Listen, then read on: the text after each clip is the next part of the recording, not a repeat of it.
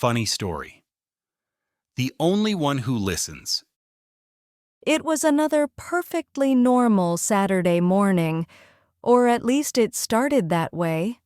Linda stood in the kitchen, hair tied up, coffee in one hand, spatula in the other. Her mission, to get breakfast ready before the entire house fell apart. Breakfast's ready! She shouted. Silence. She took a breath and tried again. Breakfast's ready! This time a few sounds replied, not words, just noises. From upstairs, Emma yelled, I'm picking an outfit! From the living room, James muttered, I need coffee first. and from somewhere under the couch, Lucas announced, I can't find my socks! Linda rolled her eyes. Of course you can't. Maybe the sock fairy went on strike again. Meanwhile, sitting quietly by the kitchen door was Flower, their Shiba Inu. Tail curled, ears up, eyes locked on Linda, waiting patiently. She didn't say a word, obviously, but her expression said it all. I'm ready when you are. Linda smiled. Thank you, Flower. At least someone in this house respects authority. 10 minutes later, everyone was finally at the table. James was scrolling on his phone, Emma was pouting, Lucas was stirring cereal like it was a science experiment. Eat your breakfast. Linda said calmly. I don't like eggs. Emma complained. I don't like milk, Said Lucas. I don't like mornings. Said James. Linda sighed. Then maybe I'll just eat with the only one who doesn't talk back. She looked down. Flower was sitting perfectly straight, eyes sparkling, waiting for her treat. Linda leaned closer. You, my dear, are the MVP of this household. All right, everyone, shoes on. We're leaving in 5 minutes. That was the command. 5 minutes later, Emma was still brushing her hair. Lucas was still playing with his backpack zipper, and James was still looking for his car keys. Again. James, Linda said. have you checked your pocket? He patted his pocket and froze. Oh, found them. Mystery solved.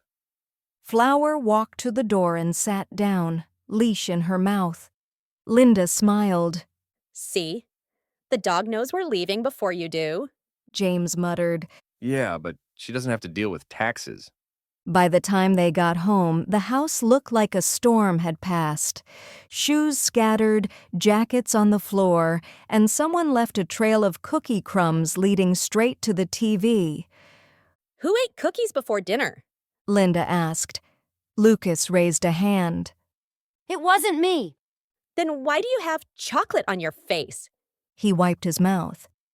It's dirt?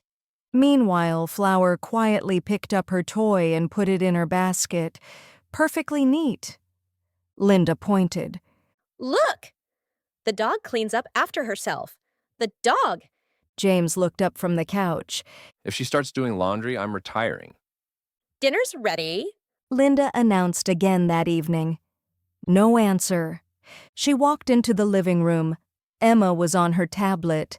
Lucas was building a Lego castle, and James was watching football. Dinner! She repeated. James shouted back, eyes still on the TV. In a minute. Big play coming up. Linda marched to the TV and turned it off. Big play's over. Everyone froze. Even Flower froze. Then Flower stood up and calmly trotted to the kitchen, sat by her bowl, and waited. Linda smiled. Thank you, Flower. See? When I say dinner, she moves. Why can't the rest of you be more like her? James shrugged. Because we're smart enough to know there's no steak in our bowl. Linda gave him the look. He went quiet instantly. After dinner came the nightly ritual, homework, or as Linda called it, the hour of pain. Emma, math first. Emma groaned. Math makes my brain sad. Lucas, reading time. I can't. My pencil's broken. Linda sighed. Then go sharpen it. I can't find the sharpener. At that exact moment, Flower walked by, holding a pencil in her mouth. She dropped it in front of Lucas and wagged her tail. Linda gasped. Flower, did you just help? James said. Great. Now the dog's smarter than a second grader. Lucas pouted. Hey! Okay, everyone. Bedtime. Linda announced. No, Emma said. I'm not sleepy. I need water. Lucas added. I have to check tomorrow's weather. Said James. Linda pointed at each one. Bed, bed, and bed. Then she turned and saw Flower, already curled up, eyes closed, sleeping like an angel. Linda whispered. See? That's how it's done. She pulled the blanket over Emma and Lucas, then turned off the light. As she walked out, she muttered, Honestly, if Flower could talk, she'd probably remind me to rest too. The next morning, Linda walked into the kitchen and froze. There was Flower, sitting perfectly still by her empty bowl, staring at it. No barking, no whining, just a calm, patient look. Linda said, You want breakfast? Flower wagged her tail once. James came in, rubbing his eyes. How does she do that? Linda smiled. Because she pays attention. Then Flower did something new. She stood up, grabbed the dog food bag with her teeth, and dragged it across the floor toward Linda. Linda burst out laughing. You even know where the food is? James looked at her and said, She's basically a better roommate than any of us. That night, after everyone had gone to bed, Linda sat on the couch with Flower beside her. She petted her gently and said, You know, Flower, sometimes I feel like you're the only one who listens.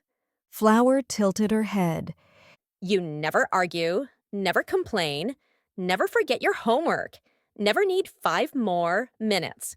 You just listen.